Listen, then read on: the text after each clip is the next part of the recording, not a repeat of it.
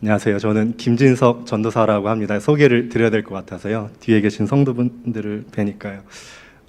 오늘은 그 담임 목사님께서 휴가 중이시라 하루 잠깐 하게 됐는데, 또 이제 오늘이 성경 공부 모임이라서 좀 성도님들께 어떻게 그 개인적으로 말씀을 묵상해서 이 텍스트만 가지고 하나님이 하시는 말씀을 좀 들을 수 있는지 개인적으로 좀 그런 시간을 가져보려고 합니다.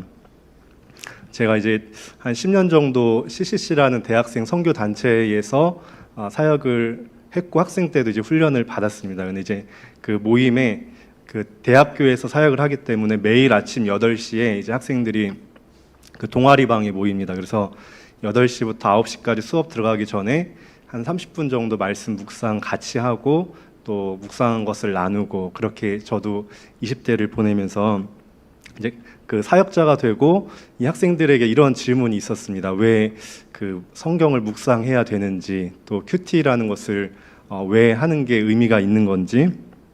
네, 그래서 좀 어떻게 이것을 좀 설명할 수 있을까 고민하면서 좀 부족하지만 그 대학생들을 위해서 좀 만들어 본 강의안인데, 이미 성도님들께서는 큐티를 하고 계신 분들도 계시고 저보다 훨씬 신앙의 연륜도 많으셔서 네, 알고 계신 부분도 계시겠지만 조금이라도 이 시간이 성도님들께 좀 취할 수 있는 부분이 있으면 좋겠다는 마음으로 한번 강의를 해보도록 하겠습니다. 네, 그 제목을 미디어 시대 속 성경 묵상의 힘이라고 했습니다. 그 부제를 예수님과 함께 커피 한 잔이라고 했는데요. 제가 2주 전인가 그 중보기도팀 권사님들 또 집사님들과 그 식사하시는데 제가 어떻게 같이 가게 돼서 그 식사도 같이 하고 또 카페에 가서 또 대화도 할 수 있는 기회가 있었습니다. 근데 제가 그 주일학교 사역만 하다 보니까 그 성도님들을 그렇게 가까이서 뵐 수 있는 기회가 많지 않았거든요. 근데 이제 마주 앉아서 식사를 하고 커피를 하니까 비로소 그 권사님의 얼굴이 제대로 보이고 표정이 보이고 마음을 나누게 되고 알아가게 되거든요. 그래서 그런 의미로 예수님과 함께 커피 한 잔이라고 했는데요. 그 두 번째 그 슬라이드에 상대방과 커피 한 잔 할 때 비로소 그 사람의 표정과 말투, 마음, 삶이 자세히 보인다. 우리는 예수님과 얼마나 민감하게 교제하고 있는가? 예수님과 함께 커피 한 잔 하는 삶이란 무엇인가? 그래서 성경에 그 예수님과 커피 한 잔 한 그 인물이 나오는데요. 마리아가 이제 그 말씀을 읽어보겠습니다. 그에게 마리아라는 동생이 있어서 주의 발치에 앉아서 그의 말씀을 듣더니, 이제 마리아와 마르다 이 자매 집에 예수님께서 오셨습니다. 그런데 마르다는 예수님 밥도 차려드려야 되고 차도 내드려야 되고 청소도 해야 되고, 예수님 손님이 오셨는데 어쨌든 바쁜 그런 모습으로 손님을 맞이하고요. 마리아는 눈치도 없이 언니가 그렇게 일하고 있는데 그냥 예수님 발치에 앉아서 보고 있는 거예요. 근데 성도님들께서는 어떤 게 더 편하실 것 같으신가요? 만약에 교역자실에 성도님께서 오셨는데 다른 분들은 막 커피 뭐 드시겠어요 하고 막 분주한데 저만 성도님 옆에 딱 앉아서 대화를 하고 있으면 막내 전도사가 우리 선배 목사님들께서 어떻게 보실까요? 근데 예수님께서 오히려 이게 더 좋은 편을 택했다라고 하시거든요. 지금 마리아가 앉았습니다. 앉는다는 것은 다른 거 안 하고 그냥 앞에 있는 그 사람에게만 집중하겠다는 의미입니다. 그것도 멀리서 앉는 게 아니라, 제가 방송실에 있는데 뒤에서 보면 이 상황이 지금 조망이 되거든요. 근데 바로 앞에 앉으면 말하는 사람만 집중하게 됩니다. 지금 마리아가 예수님의 발치에 앉아서 그냥 하는 일이 그의 말씀을 들었다라고 그렇게 이야기를 합니다. 그 미국의 고든 맥도날드라는 목사님께서 그 성도님께서 자꾸 만나달라고 하는데 죄송합니다. 자꾸 시간을 이제 내지 못하니까 이 성도분이 그러면 새벽에는 약속이 없으시겠지 하고 새벽에 잡자고 했어요. 그러면 이제 한국 목사님들은 성도님들께서 만나자고 하시는데 이제 약속을 낼 텐데, 이분이 매일 그 시간에 약속이 있다는 겁니다. 예수님과 약속이 픽스되어 있어서 그 새벽과 아침 시간에는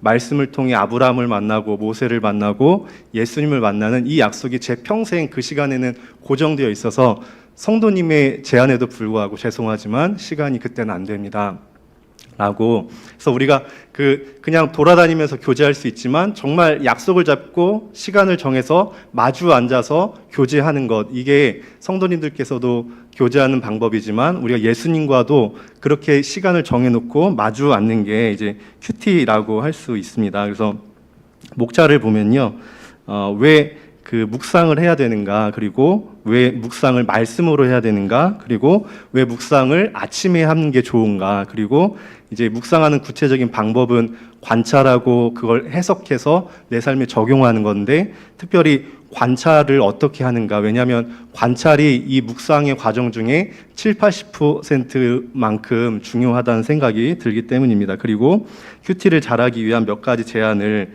이렇게 한번 보도록 하겠습니다. 아침 큐티의 중요성, 왜 묵상인가인데요.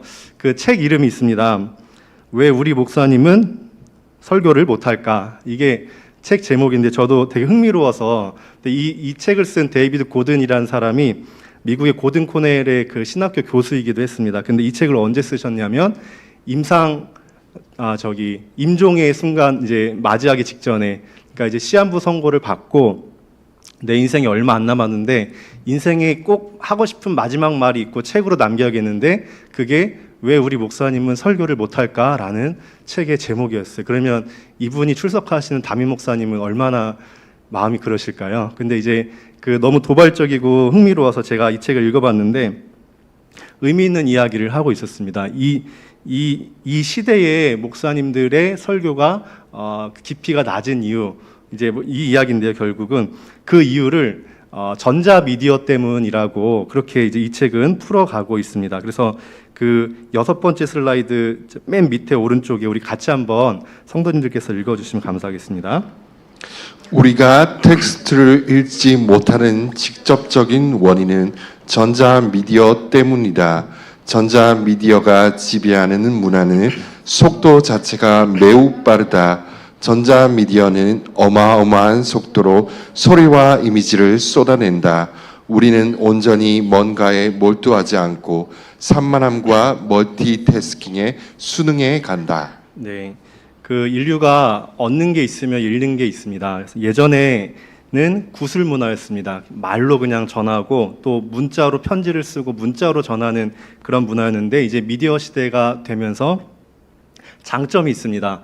유튜브를 볼 수 있고 핸드폰과 또 전화를 할 수 있고, 장점은 무궁무진합니다. 우리가 옛날에는 산에서 조난당하면 그냥 죽어야 될 수도 있습니다. 그런데 핸드폰이 있으니까 살 수 있고요.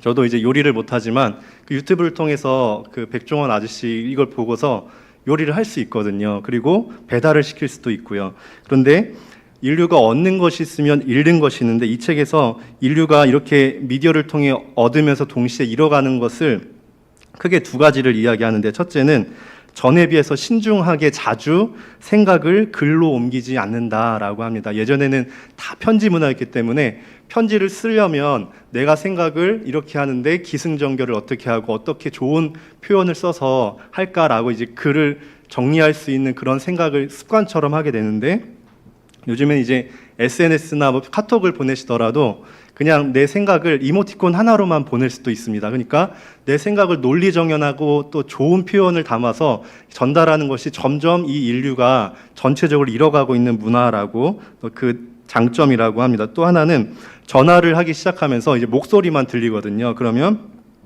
상대방이 이 대화에 대해서 흥미가 있는지, 또 어떤 마음으로 이 대화에 참석하고 있는지 그 민감한 것을 캐치하지 못하고 몸짓이나 표정을 읽지 못하면서, 그래서 눈을 마주치면서 인격적인 대화를 하는 그런 능력을 점점 잃어간다라고 그렇게 이야기를 합니다. 우리 다음 페이지 넘어가시면, 그래서 이 책에서 이런 얘기를 하는데요. 우리 좀 빨리 같이 한번 읽어보시겠습니다. 우리는 폭탄처럼 쏟아지는 시시한 이미지와 소리에 침몰하여 가치 있는 것을 스스로 발견하는 데 필요한 반성과 성찰의 기회를 빼앗겼다. 1940년대 4살 배기 아이보다 주의 지속 시간이 짧고 여느 사람들처럼 시시하고 하찮은 소리와 이미지에 늘 방해받아 가치 있는 것과 단절된 목사, 그들의 설교와 예배라는 것이 시시하고 얄팍하고 감동이 없고 지루한 것은 당연하다. 네, 우리가 영상을 보시면 같은 사람을 한 10초 동안 찍더라도 3초 이상 같은 앵글에서 나오지 않습니다. 또 이쪽으로 바꿨다가 저쪽으로 바꿨다가 끊임없이 이미지는 바뀌고 산만하게 우리에게 들어오거든요. 그러니까 깊은 심심함을 이제 견디지 못하게 됩니다. 그래서 지금 근데 중요한 것은 이 책을 1900년대 후반에 썼다는 겁니다. 근데 1900년대 후반에만 해도 그 어른들이 미디어가 나오기 전에 1940년대에 4살짜리 어린아이의 주의지속 능력보다도 떨어지는, 그래서 성경을 보려면 딱딱하고 심심하거든요. 근데 이거를 깊이 가만히 앉아서 묵상할 수 있는 그 능력이 점점 떨어져 가고 있기 때문에 이 시대의 그 사역자들에게 이것을 기대하기가 점점 어려워진다는 이야기인데, 이것을 여기에 넣은 이유는 비단 이 시대의 사역자뿐만 아니라 이 시대의 영성의 수준이 이 미디어 때문에 영향이 있다는 생각이 듭니다. 결국은 우리도 성경을 개인적으로 깊이 묵상하는 그것이 우리 영성의 깊이와 연결되는데, 이 시대 전체가 1900년대 후반에도 그랬는데 지금 스마트폰이 다 있고 유튜브를 보고 매일 그 카톡 속에 그 산만함 속에 지낼 수밖에 없는 우리가 이런 시대를 살아가면서 어떻게 그 깊이 있는 말씀을 통해 하나님과 동행할 수 있을까라는 그런 질문을 던지는 책이라는 생각이 듭니다. 그 옆에 1시간에 한 권 퀀텀 독서법도 우리 같이 한번 빨리 읽어보겠습니다. 놀라운 사실은 게임을 하는 사람들이 뇌파를 측정해보면 인간의 사고 과정 중에서 가장 중요한 전두엽의 활성화가 전혀 이루어지지 않는다는 것이다. 이는 TV를 볼 때와 같은 현상이다. 결론은 게임을 하거나 TV를 보는 것은 사람의 사고력을 전혀 향상시키지 못하는 수동적이고 기계적이고 말초적인 행위라고 볼 수 있다. 네, 이 비슷한 얘기를 그 피로사회라는 책에서 하고 있습니다. 그 옆에 보니까 멀티태스킹이라는 시간 및 주의관리 기법은 문명의 진보를 의미하지 않는다.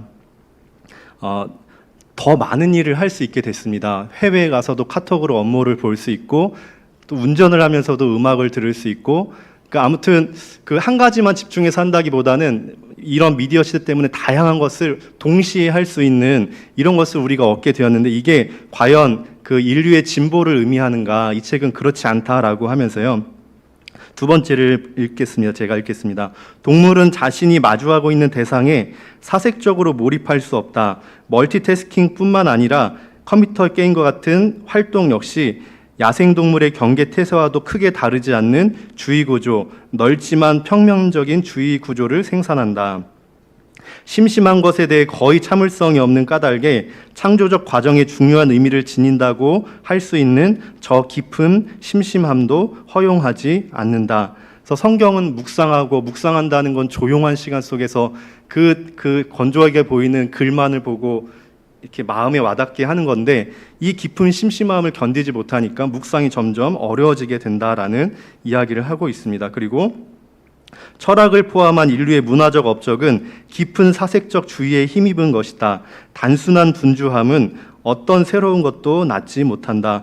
이 시대에 안 바쁜 사람 없는데 다 단순하게 바쁜데 이 전두엽이 활성화되는, 인간만이 가지고 있는 고유한 능력, 사색할 수 있고 텍스트를 묵상할 수 있는 그 능력은 전혀 활용하지 않은 채로 그냥 그 넓지만 평면적인 의식 구조 속에서 단순한 분주함 속에 이 시대 사람들이 많이 살아간다라는 이야기를 하고 있습니다. 그런데 그 초두에 말씀드렸던 왜 우리 목사님은 설교를 못할까, 이 책에서 그러면 이 시대를 살아가는 우리가 이거에 대한 대항마로 무엇을 할 수 있을까, 어떻게 묵상 능력을 기를 수 있을까라고 했을 때 시를 읽어야 된다라고 그렇게 제안을 합니다. 그 스벤 버거츠 맨 밑에 있는 글을 또 빨리 한번 읽어보겠습니다.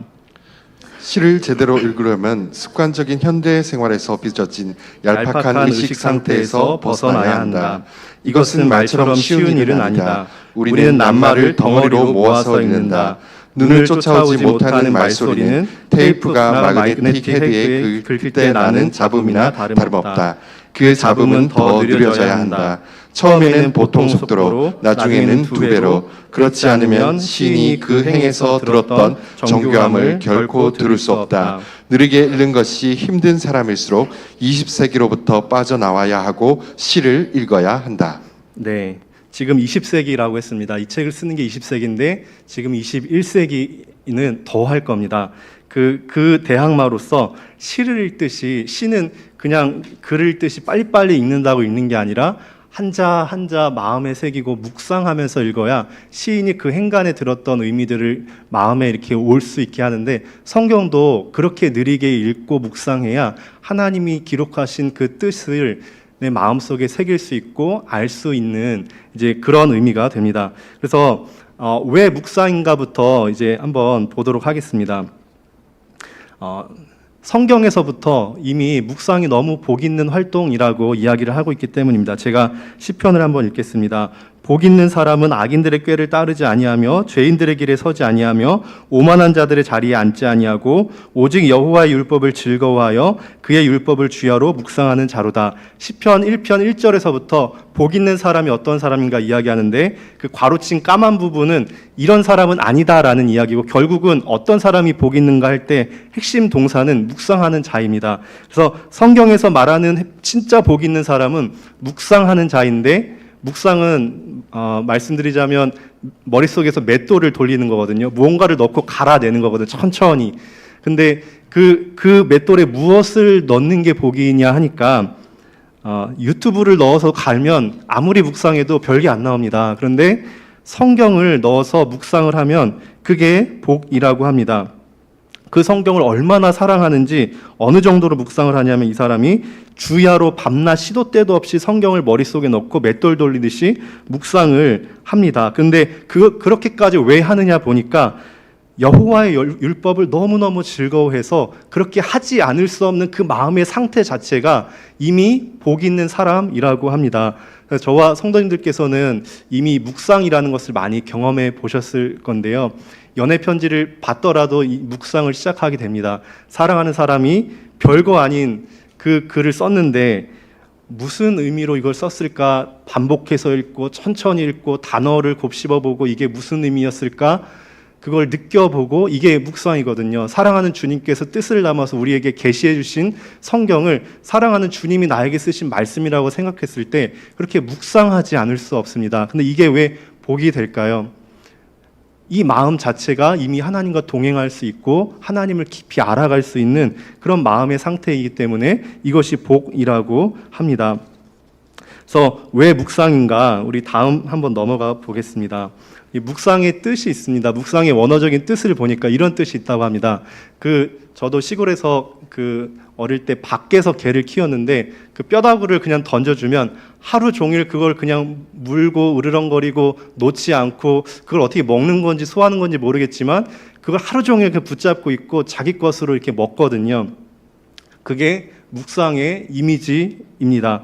그 개가 딱딱한 뼈다귀를 자기 것으로 소화하는데 오랜 시간 물고 뜯고 놓지 않듯이 딱딱하게 보이는 성경이라는 이 텍스트를 가지고 피하지 않고 머릿속에 놓고 내 영혼에 품고 물어서 놓지 않으면서 계속 그 말씀이 나의 것이 될 때까지 묵상하는, 이것을 이제 묵상의 의미라고 합니다.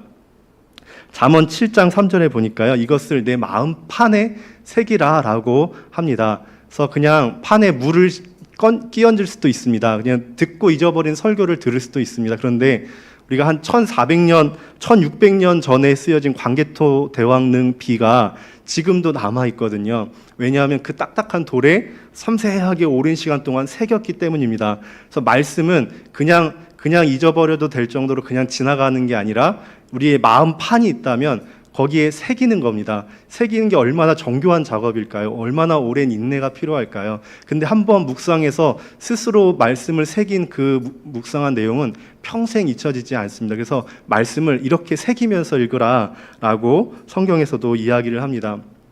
저는 그 김치통을 설거지하면서 은혜가 될 때가 있었습니다. 그 김치통이 요즘엔 잘 나와서 그냥 씻으면 이제 없어지는데, 옛날 안 좋은 김치통은 김치를 오래 담아 놓으면 설거지를 하더라도 빨간 무늬 그냥 물이 배어버리고 냄새가 안 빠지거든요.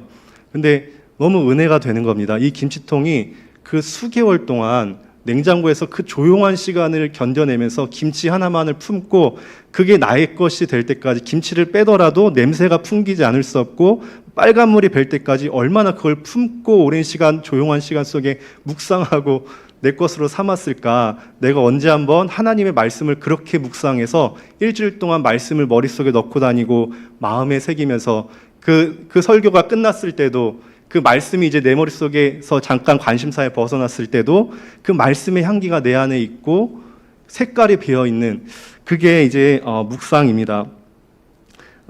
네, 넘어가겠습니다. 그래서 왜 묵상인가인데 그러면 묵상을 하는데 시를 묵상할 수도 있고요. 다양한 걸 물론 이제 성도님들께서는 당연히 성경을 묵상해야지 하실 수 있지만 제가 이제 강했던 대학생들은 왜 꼭 성경만 묵상해야 됩니까? 이제 예수님 처음 믿고 그런 학생들도 있습니다.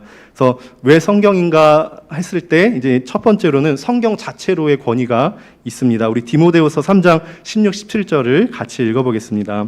모든 성경은 하나님의 감동으로 된 것으로 교훈과 책망과 바르게 함과 의로 교육하기에 유익하니 이는 하나님의 사람으로 온전하게 하며 모든 선한 일을 행할 능력을 갖추게 하려 함이라. 네, 왜 성경을 묵상해야 되는지 보니까 성경은 이렇게 말씀합니다. 모든 성경은 하나님의 감동으로 된 것입니다. 그 난중일기라는 책을 이렇게 보는데 너무 신기한 겁니다. 그 100원짜리에서 보던 그 이순신 장군이 정말 쓴 책이라고 그걸 내가 지금 읽고 있다고. 근데 성경은 하나님께서 직접 쓰신 책입니다. 그걸 지금 내가 읽고 있다는 그 감동이 있습니다. 그래서 그 제가 다니는 우리 교단의 총신대학교뿐만 아니라 우리 교단의 신앙 고백이 있습니다. 우리는 신구약 성경이 영감된 오류 없는 하나님의 말씀이며 신앙과 행위의 정확무오한 유일의 법칙임을 믿는다. 1.1회 이 성경이 오류가 없는 하나님의 말씀이라고 정말 믿는다면 그 하나님의 뜻을 문자, 히브리어, 헬라어, 아람어라는 언어를 통해서 그 문맥을 통해서 글을 통해서 우리에게 계시하셨다면 우리가 먼저 하나님의 뜻을 발견하기 위해서는 그 글을 묵상하고 그 글을 분석하는 것부터 시작하지 않을 수 없습니다. 이렇게 하나님의 감동으로 된 이 성경을 읽을 때 어떤 유익이 있는가, 머릿속에 넣고 맷돌질할 때 이 성경이 우리를 어떻게 만들어가는가 보니까 우리를 교훈합니다. 그리고 책망합니다. 성경을 읽을 때 부끄러운 마음이 들 때가 있습니다. 내가 이렇게 살면 안 됐구나. 부끄러운 마음을 가지고 하나님께 나아가게 하는 그런 역할을 성경이 우리에게 해줍니다. 그래서 바르게 하고 의로 교육하기에 유익하니 이 성경을 자꾸 묵상할수록 하나님의 사람으로 온전하게 되어가고 모든 성경 한 권이면 충분합니다. 모든 선한 일을 행할 수 있는 능력을 갖추게 하는 것이 하나님이 우리에게 주신 이 성경이기 때문에 묵상을 해야 된다면 당연히 성경을 가지고 묵상을 해야 된다라고 성경 자체도 이야기를 합니다. 그 조지 뮬러라는 사람이 이런 이야기를 했는데 같이 한번 읽어보시겠습니다. 나는 내가 해야 하는 가장 중요한 일은 하나님의 말씀을 읽고 묵상하는 것이라는 사실을 알고 있었다. 속 사람의 양식은 무엇인가? 기도가 아니라 하나님의 말씀이다. 그리고 물이 수도관을 통과하듯 하나님의 말씀이 우리의 머리를 지나도록 단순히 그 말씀을 읽는 것이 아니라 우리가 읽은 것을 생각하고 연구하며 우리 마음에 적용하는 것이다. 네, 살면서 해야 될 일이 너무너무 많지만 조지 뮬러는 내가 생각할 때 내가 해야 되는 가장 중요한 일, 가장 최후의 일 하나만 하면서 인생을 살아야 된다면 해야 되는 일이 말씀을 묵상하는 것이라라고 그렇게 이야기를 합니다. 그리고 그러면 이제 이런 학생들이 있습니다. 예수님 이제 믿은 지 얼마 안 된 학생들은 성경이니까 성경이 중요하다고 이야기를 하겠죠. 그래서 이제 이런 질문을 하는데 그래서 왜 성경인가 했을 때 성경 자체의 권위도 있지만 고전으로서의 성경에 대해서 좀 넣게 되었는데요. 한번 보시겠습니다. 이 고전이라는 것은 제가 그 도서관이나 서점에 가면 굉장히 숙연해지고 또 겸손해집니다. 왜냐하면 내 인생 1년에 읽는 책 권의 수를 보면 평생 읽어도 못 읽을 이 책들이 지금 다 있는데 과연 짧은 인생 동안 무슨 책을 꼭 읽어야 될까? 참 그 지식의 세계는 넓고 나는 참 무지하다라는 생각을 하게 됩니다. 그러면서 근데 어떤 책부터 읽어야 될까라는 이제 이런 고민을 하게 되는데 그 톨스토이도 비슷한 고민을 한 것 같습니다. 근데 톨스토이는 이렇게 이야기를 합니다.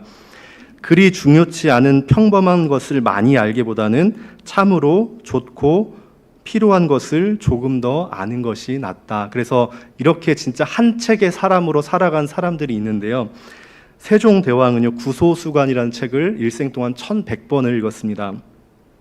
영조대왕은 소학이라는 책을 100회 이상 읽었습니다. 율곡 이인은 사서삼경의 이 사서 논어 중용 대학 맹자를 각각 9번씩 읽었습니다. 찰스 스펄전은 철로 역정을 100회 이상 읽었습니다. 이 찰리 채플린은 의지와 표상으로서의 세계라는 1000페이지가 넘는 책을 40년간 반복하여서 읽어서 결국엔 거의 다 외울 정도로 읽었다고 합니다. 그러면 이렇게 세종대왕이 구소수관일 책을 1100번이나 평생 읽었으면 어떤 일이 일어날까요? 네, 외웁니다. 그리고 이 사람의 행동과 정치 사상과 삶과 숨결과 말과 모든 그 존재 속에서 그 책이 드러날 겁니다. 이 책을 읽고 자기 것을 만들어서 이 책대로 살아가는 게 이런 거구나라고 마치 말씀이 성육신 됐듯이 그 책이 육신이 되어서 삶으로 드러나지 않을 수 없을 만큼 그냥 시줄과 날줄처럼 엮여서 내 존재 속에 엮여서 나를 만들어가는, 그래서 세종대왕의 모든 정치 사상이 여기에서 많이 나오게 되었을 겁니다. 그래서 그러면 우리는 무엇을 읽어야 되는가 했을 때, 왜 성경인가 했을 때, 그 미국의 아이비리그에 버금가는 유명한 대학교 시카고 대학이 있습니다. 이 시카고 대학이 1890년도에 처음 세워졌을 때는 그 미국에서도 유명한 삼류 학교였다라고 합니다. 그런데 이 대학의 5대 총장이 1920년에 29년에 취임을 하는데요. 로버트 허친스 교수는 이 별명이 있었는데 인문 고전 독서 교육 광신도라는 그런 별명을 가진 교수가 총장이 됩니다. 그래서 시카고 플랜이라는 것을 이제 학교에 도입을 합니다. 뭐냐면 세계의 위대한 고전 책들을 100권을 달달 외울 정도로 읽지 않은 학생은 졸업시키지 않습니다.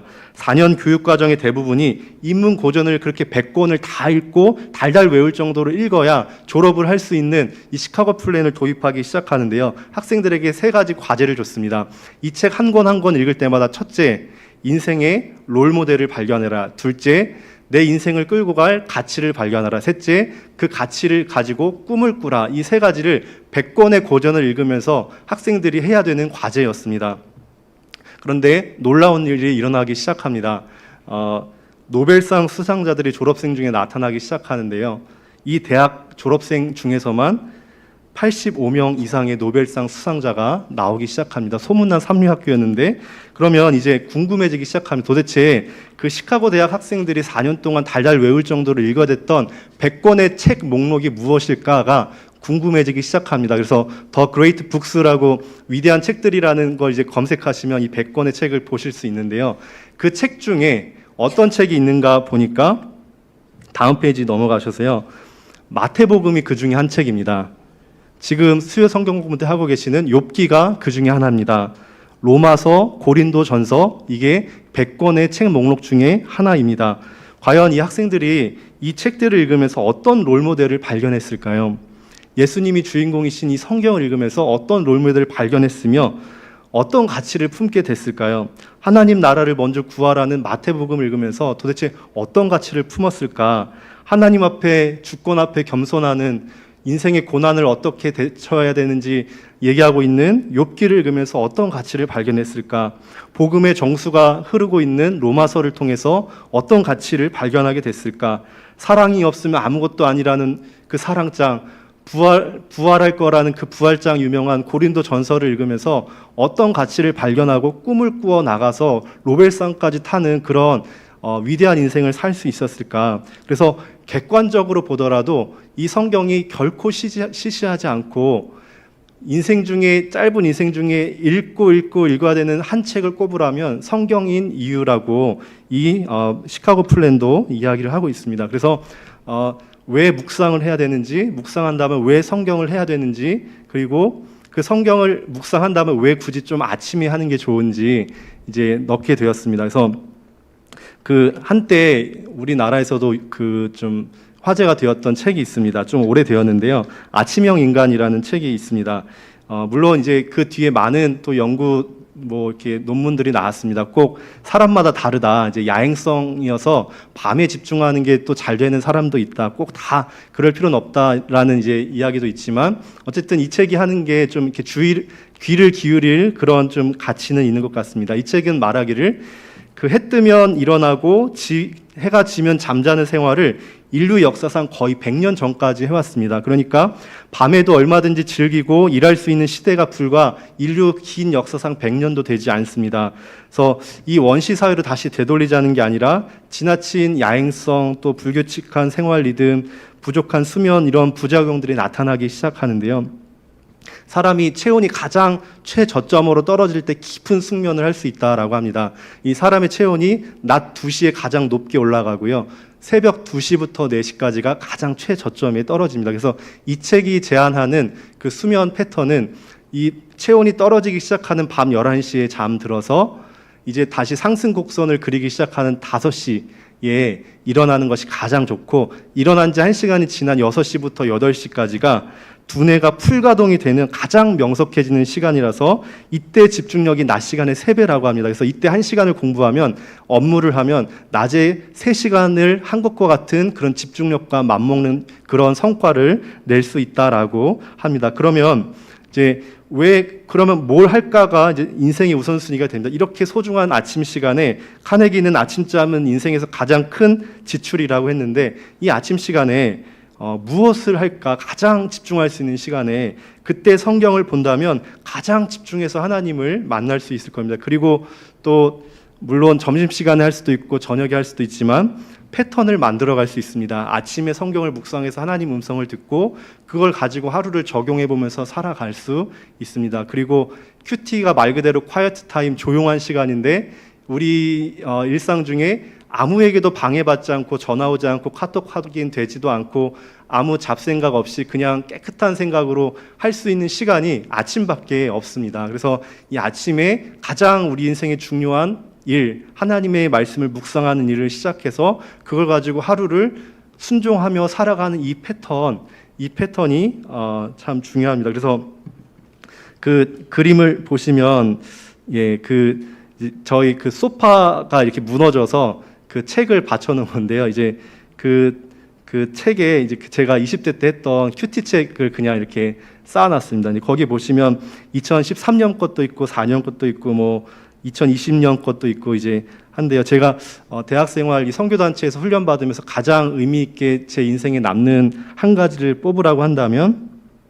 그 20대 동안 꾸준히 아침에 그 큐티 모임을 가서 큐티를 한 게 제 인생에는 가장 많이 남는 것 같습니다.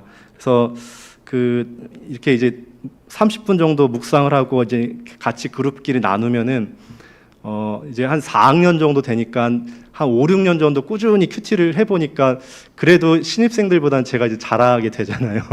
그러면 어느 순간 이제 이렇게 말씀을 제가 묵상한 걸 나누면은 후배들이 은혜 받는 표정으로 이렇게 보기 시작하는 거예요. 그래서 내가 말씀 묵상하고 나누는데 사람들이 은혜를 받는 그걸 보면서 내가 너무 행복하구나, 나는 사역자를 하고 싶다라는 생각을 그 큐티 모임을 통해서 하게 됐습니다. 이 큐티 출판사가 있습니다.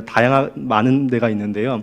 보통 어느 한 출판사를 선택해서 큐티 책 정기 구독을 하시면 이제 정기적으로 이제 오실 텐데, 한 큐티 책을 선정해서 한 5년 정도 꾸준히 하시면 성경을 그냥 한 1독 들어봤다 또는 읽어봤다가 아니라 모든 성경을 묵상해 봤다가 됩니다. 5년 동안 큐티를 하시면 모든 성경을 묵상해 보실 수 있습니다. 그래서 왜 아침인가, 그 날마다 큐티하는 여자라는 책이 있습니다. 그 우리들 교회 김양재 목사님이 쓰셨는데, 이분은 얼마나 큐티를 열심히 하셨냐면 진짜 수십 년 동안 하루도 빼먹지 않고 큐티를 하셨는데, 어느 날은 이제 그 남편분이 먼저 소천하신 날입니다. 장례식을 치르는데 뭔가 허하고 오늘 내가 안 한 게 있는 것 같은 느낌이 듭니다. 우리 아무리 장례식을 치러도 밥은 먹잖아요. 네, 그렇듯이 매일 하던 게 있는데 허한 겁니다. 근데 오늘 큐티를 안 했구나. 그래서 남편이 소천하신 장례식장 거기서도 큐티를 하신 거예요. 그래서 인생의 중요한 일들마다 하나님이 나에게 그 사건에 대해서 하신 말씀들을 마음에 간직하고 내 이 감정을 그냥 지나가지 않고 하나님이 나에게 그때 하신 말씀을 늘 기억할 수 있는, 그렇게 매일 큐티를 하신 분인데 그분 책에 이렇게 기록되어 있습니다. 우리 같이 읽어보겠습니다. 여러분은 아침에 일어나면 성경부터 보십니까? 아니면 신문부터 보십니까? 비록 새벽기도는 못 가더라도 일어나면 성경부터 보셔야 합니다. 우선순위를 하나님 말씀 보는 것에 두어야 한다는 말입니다. 아침에 신문을 먼저 보면 아무리 어렵고 힘든 사건이 생기더라도 문제 해결을 위한 길을 찾을 수 없습니다. 말씀 속에 답이 있기 때문입니다. 네, 그래서 왜 묵상을 해야 되는지, 그걸 왜 성경이란 텍스트를 가지고 해야 되는지, 그걸 왜 아침에 하면 좋은지 좀 말씀을 드렸습니다. 그러면 이제 구체적으로 저희 큐티라는 것을 어떻게 성경을 묵상할 수 있을까 했을 때 크게는 세 가지 단계가 있습니다. 진짜 말 그대로 텍스트를 보고 관찰하는 겁니다. 이 본문이 무엇을 말하고 있는지 관찰하고 그것을 해석하는 작업이 필요합니다. 이게 무슨 의미일까? 해석하면 그것을 이제 내 삶에 적용할 수 있습니다. 근데 이 관찰, 해석, 적용 중에 관찰을 제대로 하면 올바른 적용까지는 자동적으로 가게 됩니다. 그런데 관찰을 잘못하게 되면 이 성경은 그 이야기를 하고 있는 것이 아닌데 그냥 갑자기 내 삶 나눔이 되고 하소연이 되고 전혀 다른 적용점, 그것도 선하게 적용이 될 수는 있겠지만 이 성경이 말한 것은 아닌, 거기서 근거한 것은 아니게 될 수가 있습니다. 그래서 관찰에 쓰는 시간이 가장 길 수밖에 없고 가장 중요할 수밖에 없어서 그 관찰하는 방법을 좀 자세히 좀 보면 좋겠습니다. 그 생각의 탄생이라는 책이 있습니다. 이 책은 역사상 가장 위대했던 천재들이 어떻게 생각했는지를 생각 방식을 기록한 책입니다. 예를 들면 레오나르도 다빈치, 아인슈타인, 피카소 이런 사람들이 자신의 창작 경험을 통해서 생각에 대해 어떻게 생각하고 생각하는 법을 어떻게 배웠는지를 구체적으로 13가지 생각 방법을 정리하고 있습니다. 근데 이 천재들의 생각 도구 중에 첫 번째가 관찰입니다. 그럼 관찰이 무엇일까 좀 감을 잡기 위해서 한번 보겠습니다. 넘어가시면 제스퍼 존스라는 이 화가인데요. 한번 그 글을 읽어보겠습니다. 어느 순간 내가 주변에 있는 것들을 잘 보지 않는다는 것을 알게 되었다. 그러나 그럼에도 불구하고 난 그것들을 인식한다. 내 작업은 눈에 익숙한 것들을 내가 어떻게 보는지를 보는 지점에서 시작한다. 네, 그 국기라는 작품인데요. 보면은 저같이 그 그림에 문외한인 사람은 이게 뭔가 그냥 프린트 인쇄하는 게 낫겠다 싶기도 하지만 이게 작품이 될 수 있었던 이유는 관찰의 흔적이 담겨 있기 때문입니다. 그 실제 작품을 보면 그냥 하얀 부분은 하얀색, 빨간 부분 빨간색이 아닙니다. 그 그림자 음영도 있고 그래서 여기도 보면 이렇게 접힌 부분은 그림자가 살짝 있어서 조금 어둡게 되기도 하고 이런 걸 다 관찰해서 있는 그대로 사실적으로 이 국기를 그렸기 때문에 이게 작품이 된다고 합니다. 여기서 나는 그것들을 인식한다. 우리 옆자리에 계신 성도님들이 누구신지는 다 아실 겁니다. 그런데 인식을 하고 있는 겁니다. 근데 오늘 그 성도님의 표정이 어떻고 옷은 어떤 옷을 입고 오셨고 머리 스타일은 어떠시고 점이 어디 쪽에 있고 이런 것은 인식만으로 되지 않고 마주 앉아서 관찰할 때 가능한데 이 사람은 그냥 평소에 그냥 보고 넘어가는 것을 관찰하기 시작했을 때 이 작품을 할 수 있었다고 하는데 아무리 익숙한 본문, 이 성경 본문 이 얘기를 하겠지, 너무 많이 들어봤어 하지만 그걸 가만히 앉아서 있는 그대로 문자를 하나씩 보고 관찰하면 또 새로운 것이 하나님의 말씀이 들리기 시작하는데 그게 이제 관찰입니다. 우리 또 옆에 천남성이란 작은 꽃을 그린 화가 조지아 오키프의 글을 읽어보겠습니다. 그 전에도 천남성을 많이 보긴 했지만 그 꽃을 그렇게 집중해서 들여다본 것은 그때가 처음인 걸로 기억한다. 그때부터 나는 어떤 사물이든지 매우 주의 깊고 세밀하게 보기 시작했다. 네, 성경 본문도 익숙했던 것을 어느 순간 자세히 주의해서 깊게 보기 시작할 때 묵상이 되기 시작합니다. 우리 또 그 칼픈 프리시 곤충학자의 글을 읽어보겠습니다. 관찰 능력이란 대단한 것은 아니고 단지 움직이지 않고 돌 틈에 몇 시간 동안 누운 채로 생물을 끈질기게 주시하는 힘일 뿐이다. 행인들이 무신경하게 못 보고 지나치는 순간 세계는 참을성 많은 관찰자에게 그 놀라운 모습을 드러낸다. 벌이 추는 춤을 언어로 보고 해독한 성과 역시 관찰의 힘에서 비롯된 것이다. 네, 이 사람이 그 벌의 날개짓을 보고 이들끼리의 소통 방법이구나를 발견한 그 곤충 학자입니다. 근데 이 천재가 과연 그것을 어떻게 알 수 있었을까? 어떤 상상이 아니라 계속 본 겁니다. 그게 관찰입니다. 계속 보니까 그래서 행인들이 무신경하게 못 보고 지나치는 순간 세계는 참을성 많은 관찰자에게, 성경도 그렇습니다. 참을성 많은 관찰자에게 놀라운 모습을 드러냅니다. 네, 우리 옆에 글도 빨리 한번 읽어보겠습니다. 유기니의 밀림은 너무 빽빽해서 새를 볼 수가 없다. 단지 귀로 새 소리를 들을 수 있을 뿐이다. 오직 소리에만 의지해서 새를 식별해야 한다.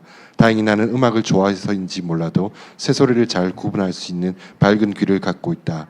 어느 날 아침 열대우림으로 들어가서 다음 날 아침이 되기 전에 그곳을 빠져나왔는데 아침 7시 30분까지 나는 총 57종의 새 소리를 듣고 무슨 새인지 알아냈다. 눈으로는 한 마리도 보지 못했다. 네, 얼마나 소리로 그 새들의 그 특징을 관찰을 오랫동안 했으면 하룻밤 사이에 한 새도 보지 못했는데 소리로만 57종의 새 소리를 듣고 구분할 수 있을 정도로 이렇게 하는 것이 관찰입니다. 그건 사실 어려운 거라기보다는 인내와 노력이 필요한 이제 그런 작업입니다. 그럼 이런 느낌입니다. 그래서 보시면 성경 관찰도 이런 겁니다. 성경이 무엇을 말하고 있는지를 발견하는 작업이 관찰입니다. 그래서 이 강이 있다고 한번 상상해 보시겠습니다. 강이 있는데 어느 강은 폭이 좁고 어느 강은 폭이 넓습니다. 근데 이 강 이쪽 편에는 마을에는 그 성경 그 원뜻이 있습니다. 그러니까 성경도 우리에게 직접 쓰신 거기도 하지만 예를 들면 바울이 디모데에게 썼듯이 원 저자가 있고 원 청중이 있고 이미 성경 텍스트 자체가 선포된 설교입니다. 그래서 이 고대 최소 2000년 전 이스라엘 문화와 이런 맥락 속에서 이 언어를 가지고 이 사람에게 1차적인 독자에게 썼을 때 그게 어떤 의미인지를 먼저 보는 게 관찰입니다. 근데 그것을 그대로 적용하기가 어려울 때가 있습니다. 강폭이 좁으면 이웃을 사랑하라 하면 폭이 좁기 때문에 바로 적용이 가능한데 예를 들어서 레위기에 추수할 때 좀 이삭을 남겨둬라 가난한 사람들 먹게 그러면 농사 짓지 않는 분들은 바로 적용이 안 됩니다. 그래서 이것을 강폭을 해석이라는 것을 통해서 넘어와야 되는데 이제 보편적으로 이게 무슨 진리인가 그랬을 때 나에게 하나님이 주신 풍성함을 나 혼자 누리지 말고 없고 가난한 사람들에게 나누는 것이 하나님의 뜻이구나. 이게 이제 이렇게 해석이 되면 그때 우리가 적용을 할 수 있게 됩니다. 근데 먼저 중요한 것은 이 관찰을 통해서 원 저자가 원 청중에게 그때 거기서 의미했던 것이 무엇인지를 발견을 해야 이 해석의 과정을 통해 넘어올 수가 있습니다. 이게 관찰하는 작업입니다. 하나님께서 분명 그때 그 사람과 민족뿐만 아니라 지금 내게도 하시는 말씀인데 그 과정에 필요한 예를 들면 부모님이 이거 잘한다 이러면은 이제 이거 잘한다 잘해 이러면 이제 이게 하지 말라는 건데 이 글을 100년 뒤에 읽는 사람이 관찰을 했는데 잘하는 거구나. 그래서 적용을 그대로 하면은 이것은 원 저자가 의미했던 성경이 말하는 의미를 잘못 적용한 게 됩니다. 그래서 관찰을 잘 하고 맥락 속에서 보고 단어의 의미를 보고 그 상황에서 무슨 의미였을까를 잘 봐야 제대로 된 해석을 통해 적용을 할 수 있게 됩니다. 그래서 옆에 보신 관찰의 필요성, 성경을 제대로 이해하기 위한 가장 기초적인 단계입니다. 그저 보는 것과 관찰 사이에는 엄청난 차이가 있습니다. 그래서 우리 한 가지만 좀 짧게 한번 실습을 해보겠습니다. 제가 지금 협동 목사로 계시는 권영상 목사님께서 제가 학생 때부터 계속 담당 간사님이셨는데 이제 큐티 강의를 하실 때 이 텍스트를 가지고 이제 하셨어요. 그래서 제가 허락을 받고 이 텍스트로 한번 실습을 해보면 좋겠습니다. 여기 보니까 내 이름은 김막둥입니다라는 그 한 문장이 있습니다. 여기서 혹시 관찰하실 수 있는 게 뭐가 있으실까요?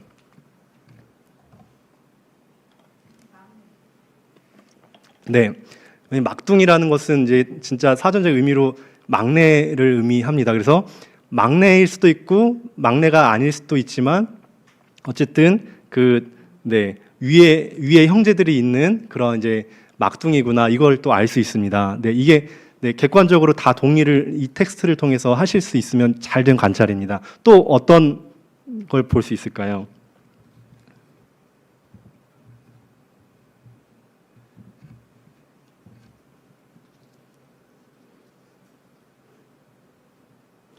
혹시 이게 어떤 상황에서 그 이루어지는 대화일까요? 예, 뭔가 처음 만나는 사람과 이루어지는 상황이구나를 관찰할 수 있습니다. 왜냐하면 이름부터 소개를 합니다. 그런데 또 관찰하면 이상한 게 있습니다. 제 이름은 김막둥입니다라고 하든지 내 이름은 김막둥이다라고 하든지 하면 되는데 내 이름은 김막둥입니다라고 좀 그 어색한 그 존댓말을 하고 있습니다. 이걸 통해서 뭘 관찰할 수 있을까요? 예, 뭔가 처음 만난 사람의 예의는 갖추긴 해야 되지만 뭔가 손 아래 사람을 만나고 있겠구나라는 것을 또 볼 수 있습니다. 그리고 이분의 나이대를 혹시 좀 이렇게 추측하실 수 있을까요? 네, 적어도 제 친구 중에도 막둥이라는 이름은 없습니다. 네, 굉장한 이제 어르신일 것 같습니다. 그리고 이 보니까 성과 이름이 지금 띄어쓰기가 되어 있습니다. 예전에는 이렇게 김진석 이렇게 이제 띄어서 요즘엔 다 붙여 쓰는데 이런 걸 그냥 관찰해 보는 겁니다. 그러면 그냥 막둥이구나가 아니라 관찰해서 보이는 게 있는데 이런 게 이제 관찰입니다. 이제 이건 하지 않겠지만 이제 학생들이랑 할 때 서로 얼굴 그려주라고 합니다. 그러면 10분이라도 이 사람의 얼굴을 자세히 본 적이 없습니다. 그래서 선물로 주라고 하거든요. 잘 그리든 못 그리든. 왜냐하면 내 인생 동안 처음으로 너에 대해서 집중하고 너를 관찰하고 묵상한 결과야. 내 마음이야. 이렇게 이제 주는데 이런 게 이제 관찰입니다. 그러면 성경은 관찰을 어떤 절차를 거쳐서 하는지 관찰 절차를 한번 읽어보시겠습니다. 기도. 네. 본문을 여러 차례 숙독하라. 네. 소리내서 읽으라. 반복해서 읽으라. 다른 번역본으로 읽으라. 반복해서 읽으면서 문법적 관찰, 묵상적 관찰, 나무를 보는 관찰, 숲을 보는 관찰을 다양하게 적용하라. 네, 소리내서 읽고 반복해서 읽고 이게 헬라어나 히브리어로 쓰인 것을 한국어로 번역한 거기 때문에 한 번역본만 보면 의미상 그 안 와닿는 게 있어서 이게 다른 번역본은 어떻게 됐을까 좀 이렇게 뭐 영어를 하시는 분 영어 성경을 보셔도 좋고 아니면 한글 다른 성경을 좀 대조하시면서 아 이런 게 이런 의미구나라고 이렇게 번역본을 좀 다양하게 보시는 게 좋습니다. 그 옆에도 한번 읽어보시겠습니다. 관찰을 통해 발견한 사실을 기록하라. 될 수 있는 한 간략한 문장으로 정리하려고 노력하라. 10개에서 15개 단어로 구성된 한 문장. 관찰 단계에서의 기록은 본문을 근거로 한 객관적 사실만을 기록한다. 관찰, 보편적 진리 적용.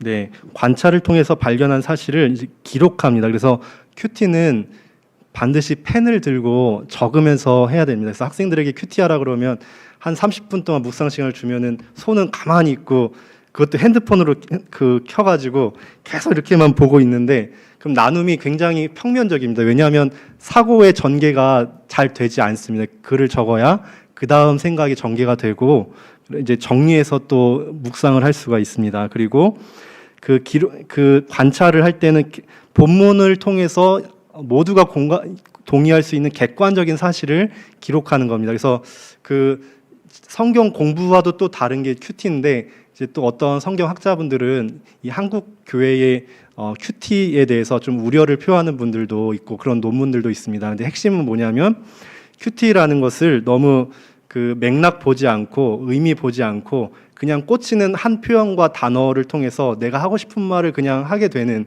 그래서 하나님이 이 성경을 통해 하시고자 했던 그 말씀과는 전혀 상관없이 그냥 한 단어 꽂혀가지고 다른 이야기와 적용을 하게 되는 이것이 큐티라면 이 큐티는 큐티의 오류이고 이런 큐티는 위험하다 합니다. 그래서 그런 것을 예방하기 위해서라도 이 본문에서 말하는 것을 객관적인 사실만을 관찰로 이렇게 기록을 해보는 겁니다.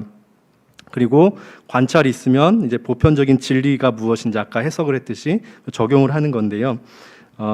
우리 제가 12시까지 좀 진행을 하려고 하는데 시간이 많지 않은 관계로 그 성경 관찰 실습을 그래도 한번 3분만 한번 드려보겠습니다. 사도행전 1장 8절을 읽고 전도에 대해서 알 수 있는 사실을 한번 뭐 2-3가지라도 한번 그렇게 이제 적어 보시면 네, 시간을 가지도록 하겠습니다.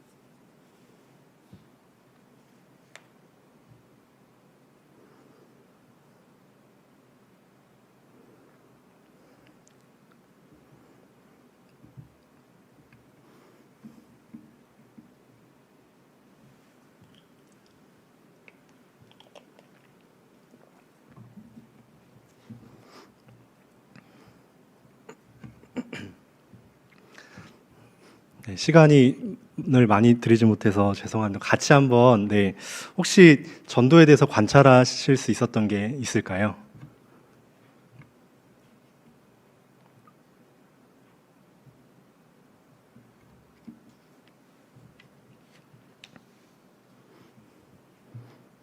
네, 한번 같이 한번 해보시겠습니다. 그 시간이 너무 짧아서 또 이거 혹시 동의하시는지요? 전도는 성령이 임해야 한다.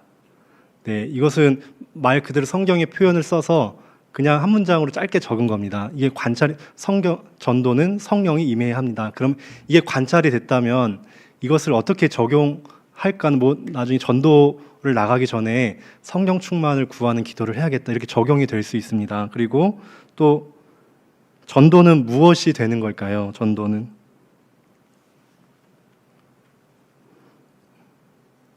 네, 전도는 내 증인이 되는 것입니다. 그래서 전도는 예수님의 증인이 되는 것이 전도다라는 것을 관찰할 수 있습니다. 그래서 전도할 때 여러 자랑할 수 있지만 결국은 예수님을 증거하는 것이 전도구나라는 것을 관찰을 통해 알 수 있습니다. 근데 증인이 되는 거라고 했는데 이걸 또 관찰해 볼 수 있습니다. 이렇게 택배를 배달해 주시는 쿠팡맨과 전도자의 차이가 있습니다. 증인과 쿠팡맨의 차이가 있습니다. 쿠팡맨은 자기가 무엇을 전하는지도 모르고 그냥 전해주면 됩니다. 그런데 증인은 내가 본 것을 전해야 합니다. 그래서 전도라는 것은 나도 모르는 예수님, 나도 사랑하지 않는 예수님을 그냥 말하는 게 아니라 내가 만난 예수님, 내가 사랑하는 예수님을 증거하는 것이 전도구나. 그래서 이게 증인된 삶이구나라는 것을 관찰할 수 있습니다. 또 전도에는 범위가 어떻게 될까요? 전도 범위 어디서부터 어디까지? 네, 예루살렘부터 땅끝까지 하는 것이 전도다. 이거 객관적으로 동의가 되시면 관찰입니다. 근데 만약에 여기서 관찰은 이렇게 했지만 해석을 거치지 않으면 우리는 전도하기 위해서 이제 비행기 타고 예루살렘부터 가야 됩니다. 그래서 이제 해석이 그래서 필요한 과정이 됩니다. 그래서 예루살렘이 과연 무슨 의미일까? 예수님께서 제자들에게 말씀하실 때 제자들에게 예루살렘은 그들이 사는 곳, 그들이 늘 보는 사람들이 있는 곳, 그들의 가정, 그들의 친구, 내가 있는 그곳이 예루살렘이 됩니다. 그러면 이제 내가 있는 곳에서부터 전도하는 거구나. 이게 이제 해석이 되면 적용을 할 수 있습니다. 전도는 내 가족에게도 해야 되는 거구나. 이렇게 이제 적용이 됩니다. 그리고 땅 끝까지 해야 되는구나. 그래서 또 선교를 나갈 수도 있고 그렇습니다. 또 하나는 이제 이런 질문이 듭니다.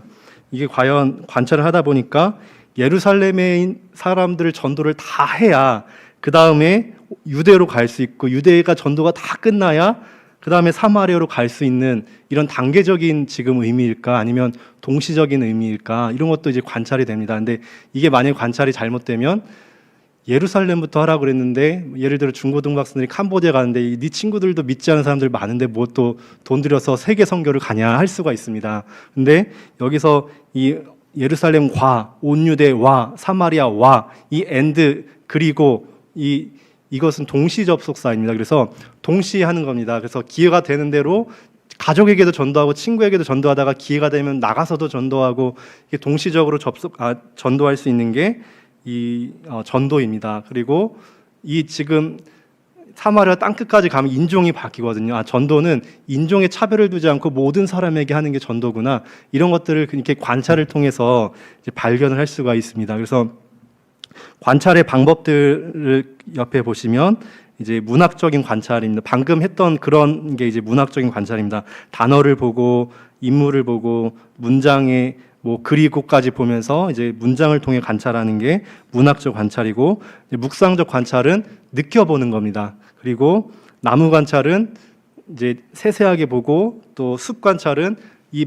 전체의 한 권의 또는 성경 전체 또는 앞뒤 맥락 속에서 이게 무슨 의미인지를 살펴보는 게 이제 숲을 보는 관찰이 됩니다. 그래서 넘어가 보시면 이제 문학적 관찰은 이런 단어 관찰이 있습니다. 그래서 핵심 단어를 보시고 또 비유적인 단어 여호와는 나의 목자시니 그러면 목자가 뭘까? 또 신학적으로 중요한 의미를 한 믿음과 구원과 의와 복음 이런 게 좀 모호할 수 있는데 요즘에는 네이버를 쳐도 성경 사전이 다 이렇게 들어가 있더라고요. 그래서 한 번씩 좀 찾아보시는 겁니다. 그래서 그런 관찰 또 그 관찰 실습은 넘어가겠습니다. 방금 전에 한 게 비슷한 문학적 관찰입니다. 또 인물 관찰, 인물의 성격이 어떻지? 또 내면의 또 고민이 뭐지? 어떤 감정이지? 어떤 열망을 갖고 있지? 또 모든 성경에서 하나님 또는 예수님 또는 성령님은 어떤 분이시지? 이것도 인물 관찰이 됩니다. 그러면 하나님이 어떤 분이신지 알아갈 수 있습니다. 그리고 이제 마지막에 보시면 문장의 시제, 이게 과거형인지 이런 것도 이제 볼 수가 있고 또 문장과 문장의 관계. 그러므로가 나오면은 전부터 봐야 되는구나. 뭐가 있기 때문에 그러므로 결론을 내리고 있구나. 이런 거 그냥 정말 국어로 보는 겁니다. 문장을 보고 또 육하 원칙에 의해서 정리도 해보고 누가 뭘 하고 있지, 왜 하고 있지, 어떻게 하고 있지 이런 것들을 또 이렇게 적어보시면 이제 문학적 관찰이 됩니다. 네, 그리고 이제 묵상적 관찰은 한번 느껴보는 겁니다. 그 마지막 페이지인데요. 같이 한번 읽어보시겠습니다. 조용히 본문을 읽으라. 한 단어 혹은 한 문장씩 곱씹으며 읽으라. 성경 본문 안으로 들어가라. 성경 인물이 되는 상상을 하라. 위의 과정을 반복하라. 기회가 있을 때마다 말씀을 되새김질하라. 그래서 이런 겁니다. 그 지난주 주일 본문이 디모데후서 2장 1절부터였는데 그 2장 1절의 첫 마디를 바울이 디모데에게 내 아들아라고 부르면서 그 본문이 시작됐습니다. 그러면 문학적 관찰을 하면 아들이라는 뜻 알고 또 아는데 묵상적 관찰하면 느껴보는 겁니다. 과연 바울이 그냥 디모데야라고 하지 않고 후배 사역자야라고 부르지 않고 내 아들아라고 부를 때 디모데를 향한 바울의 그 마음이 무엇이었을까? 또 그 말을 받는 디모데는 어떤 마음으로 이 글을 읽을까? 한번 이렇게 느껴보는 겁니다. 그래서 바울은 결혼도 안 했는데 어떻게 그 아들이라고 부르지? 그 정말 아들이라고 부른다는 건 해산의 수고를 감당하고 전인격적으로 씨름하면서 키우는 모든 과정을 겪었다는 건데, 바울의 육체적인 아들은 아니지만 디모데를 영적으로 그렇게 해산의 수고를 통해서 제자로 기르고 후배 사역자로서 너무 사랑하는 그 마음을 듬뿍 담아서 지금 부르고 있구나. 그래서 아들은 아빠의 DNA 어떻게든 닮는 게 있는데, 바울을 통해서 영적으로 배운 디모데에게 바울의 신앙의 컬러, 영적인 DNA, 그 삶의 모습이 너무 닮은 게, 심지어 기도의 언어까지 닮은 게 너무 많았겠구나. 진짜 그 아빠라고 감히 할 수 있는.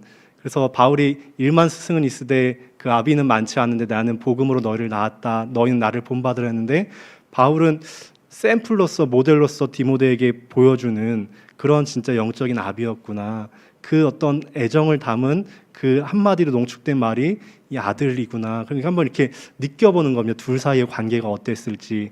근데 이걸 느끼고 본문을 보니까 또 다른 사람에게 부탁하라 합니다. 그러면 내가 너를 그렇게 아들 삼았듯이 너도 또 다른 충성된 사람에게 부탁해서 복음을 전하고 그런 아들 삼는 그 삶을 그리스도의 은혜 안에서 강하게 살아야 된다. 그게 목회다라는 이야기를 지금 하고 있는 거구나.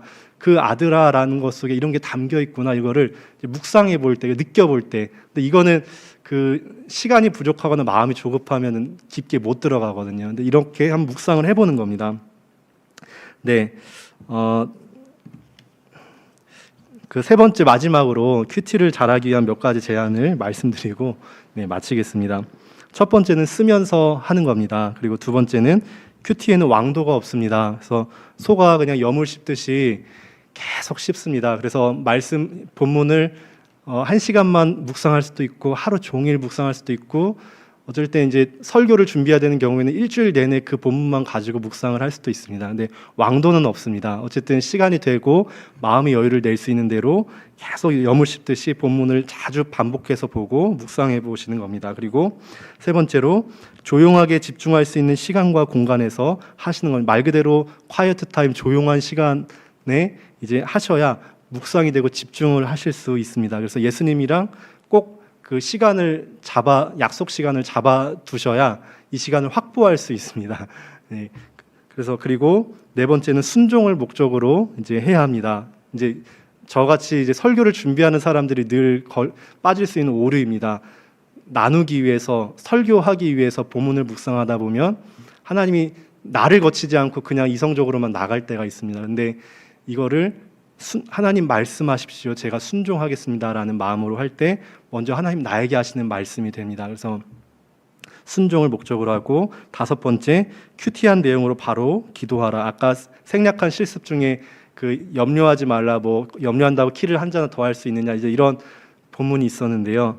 만약에 그 본문을 오늘 아침에 묵상했으면 그걸 가지고 바로 기도해 보시는 겁니다. 그래서 기도가 좀 어렵고 재미없는 이유는 매일 똑같은 얘기를 해야 될 것 같기 때문입니다.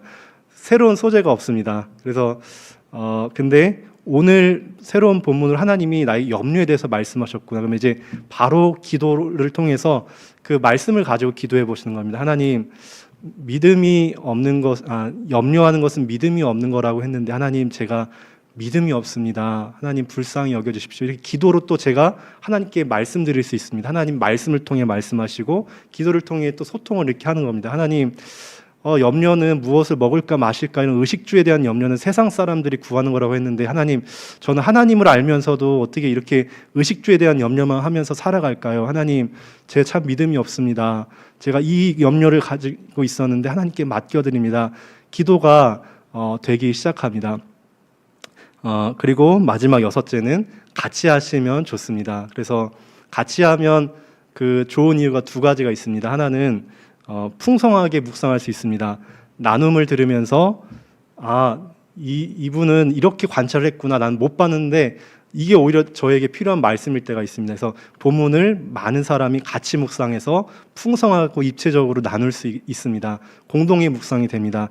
근데 또 하나 중요한 그 장점은 같이 해야 할 수 있습니다.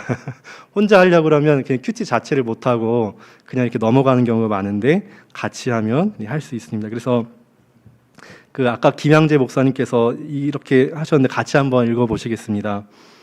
큐티는 훈련 프로그램이 아니라 날마다 해야 하는 삶의 과정입니다. 네, 그래서 이 아침에 시간을 내셔서 뭐 직장 다니시고 하는데 너무 그 시간이 뭐 1시간씩 하시기 어려우시다면 그냥 큐티 책을 구독을 하시든 아니면 성경을 짧은 토막으로 본문을 잘라서 그냥 통독을 하시든 하루에 뭐 10분, 20분이라도 시간이 되시는 대로 아니면 이제 뭐 직장에 가시는 동안이라도 저 같은 경우는 이제 아침에 학기 중에는 아침에 그 차를 타고 통학을 하게 되면 한 1시간 넘게 이제 학교를 가야 되게 됩니다. 그러면 그 계속 보고 있을 수가 없어서 운전할 때 그냥 본문을 한번 쭉 읽어보고 이제 운전하면서 계속 그 본문을 생각하면서 그냥 가보는 겁니다. 아니면 잠드시기 전에 이렇게 다양한 많은 생각을 잠 못 드실 때 있잖아요.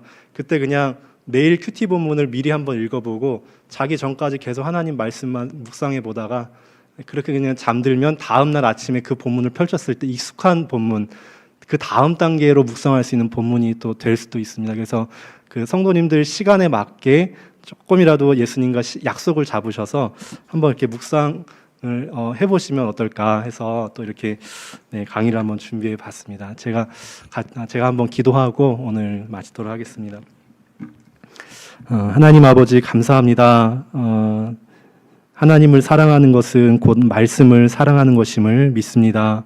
하나님을 사랑하기에 우리가 하나님 말씀을 묵상하는 것이 즐겁도록 주야로 묵상하고 또 조금씩 묵상해 갈 때에 본문을 통해 하나님의 음성을 캐치하고 또 들을 수 있는 그런 실력이 점점 예리해지고 능숙해지고 날카로워질 수 있도록 그래서 하나님의 큰 뜻뿐만 아니라 세밀하신 하나님의 마음과 내 삶을 향한 하나님의 뜻도 스스로 본문을 통해 듣고 또 그렇게 살아갈 수 있는 은혜를 또 우리에게 허락하여 주시옵소서. 하나님 성경의 원저자이신 성령께서 우리가 성경을 대할 때마다 깨닫는 은혜를 더하여 주시옵소서. 감사하며 예수님의 이름으로 기도합니다. 아멘.